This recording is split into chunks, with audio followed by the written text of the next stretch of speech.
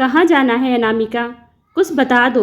पर उसने एक नहीं सुनी और हड़बड़ी मचाने लगी।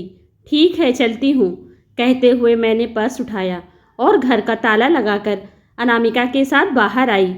शाम के 6 बजे थे। हम दोनों चलते हुए गली के कॉर्नर पर पहुँच गए, जहाँ गोलगप्पे वाले का ठेला था। पहुँचते ही अनामिका ने कहा, भैया 2 प्लेट गोलगप्पे दे दीजिए। खाते खाते बोलने लगी, मम्मी जी ऑफिस से आते समय रोज़ देखती हूँ लोगों को गोलगप्पे खाते हुए।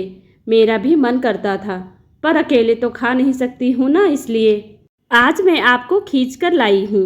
सॉरी, कोई बात नहीं अनामिका, मुझे भी अच्छा लगा बहुत दिनों बाद गोलगप्पे खाकर। Thank you. अनामिका बहुत खुश हो गई। हम दोनों मज़े से गोलगप्पे खाकर बातें करते हुए घर पहुँच गए।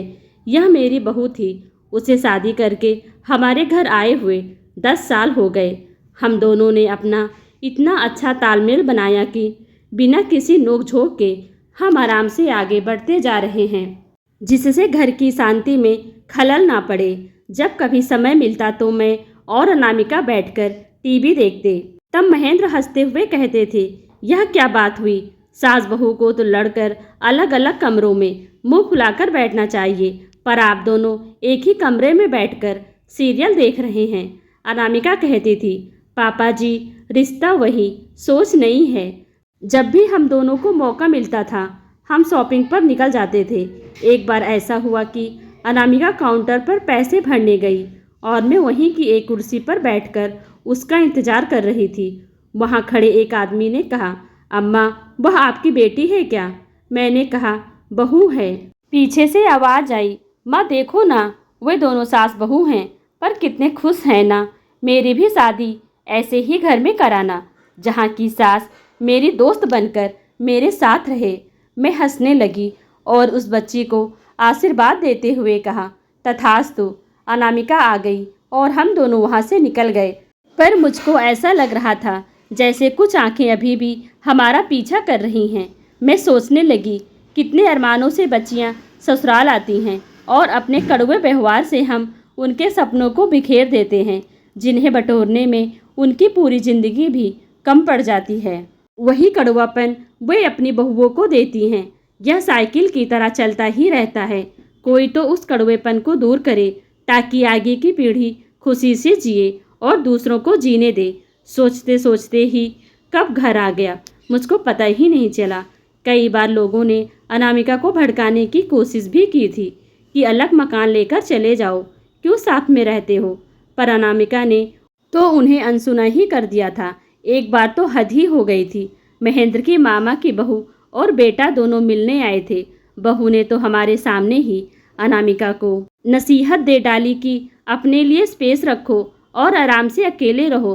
उनके जाते ही महेंद्र ने हंसते हुए कहा, हाँ तो अनामिका बेटा, एक अपार्टमेंट देखूं क्या तुम लोगों के लिए?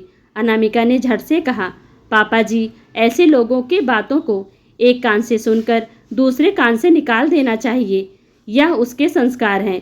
उसने यही सीखा है कि घर घर वालों से बनता है, ना कि दीवारों से। सबको बांध कर रखना और सबको साथ लेकर चलना, इसके लिए बहू को भी अवसर मिलने चाहिए। बेटे और बहू को भी बीच बीच में अकेले छोड़ देना या उनको उनका समय बिताने का अवसर देते रहना चाहिए। हर समय उनके आगे पीछे नहीं घूमना चाहिए। उनके कामों में दखलंदाजी नहीं करना चाहिए। अनामिका और हिमांशु को यह अवसर आराम से मिल जाता था, क्योंकि मैं स्कूल में नौकरी करती थी और सवेरे 7:30 बजे घर छोड़ देती थी। महेंद्र भी आए दिन टूर पर ही रहते थे।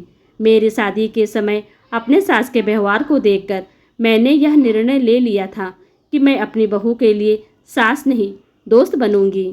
आज जब बहू आई तो उसे निभाने का समय आया और मैं अपने वादे को निभा रही थी और आस पड़ोस के लोगों के लिए एक मिसाल बन रही थी। दोस्तों, जहाँ चाह है वहाँ राह है। अपने घर बार, माता पिता और अपने परिवार को छोड़कर एक अनजान नौजवान का हाथ पकड़कर आई बच्ची को बेटी का प्यार दीजिए। उसके लिए घर का माहौल इस तरह का बनाइए कि कभी उसे मायके की याद ना आए। फिर देखिए, आपको आपका घर स्वर्ग के समान नजर आएगा। असंभव कुछ भी नहीं है, संभव करना हमारे हाथ में है।